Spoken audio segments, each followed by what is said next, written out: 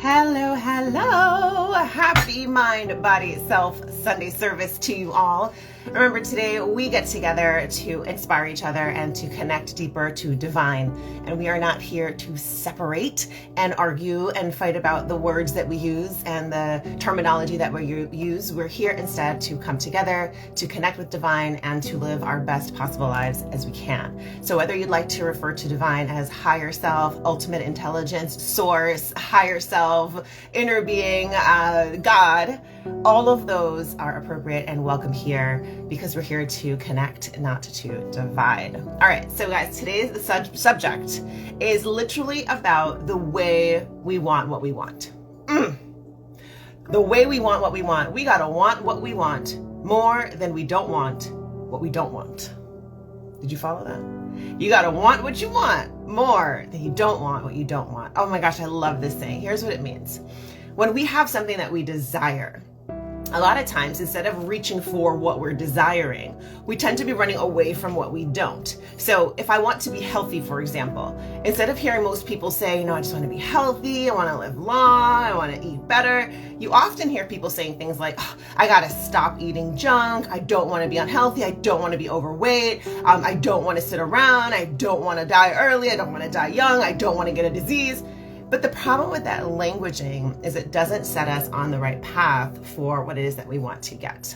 There is a power in our language and in our words and in the training and programming of our brain using the words that we use. So if you sit there and say, don't want to be unhealthy, what do you think the subject matter is that goes straight into your brain? Unhealthy. I don't want to be fat. What just impacted your brain? Fat. I don't want to die young. I don't want a disease. You're actually flooding your brain with imagery of these unwanted things, and you can't get where you want to get from there. So you've got to want what you do want, way more than you don't want the things you don't want. So if you want healthy, you've got to start building images of health. If you want to go to the gym, you got to start picturing yourself in the gym. If you want to eat really well, you got to start picturing yourself eating really, really well and discussing your ability to eat really well. Your language is going to be so important in determining that program that starts being run in your mind.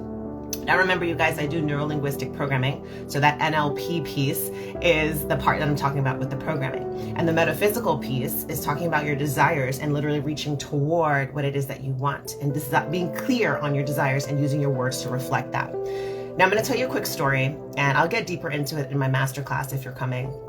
But I remember sitting in front of a group of people. Actually, this has happened several times, but the story I'm telling you now is when I was in front of a bunch of parents. And the parents were like, I don't want my kids to fail. I don't want my kids this, I don't. I go, wait a second. Tell me what you do want for your kids. So they started again. I don't want my kids to struggle. I don't want my kids to fail. I don't want life to be hard. I go, stop.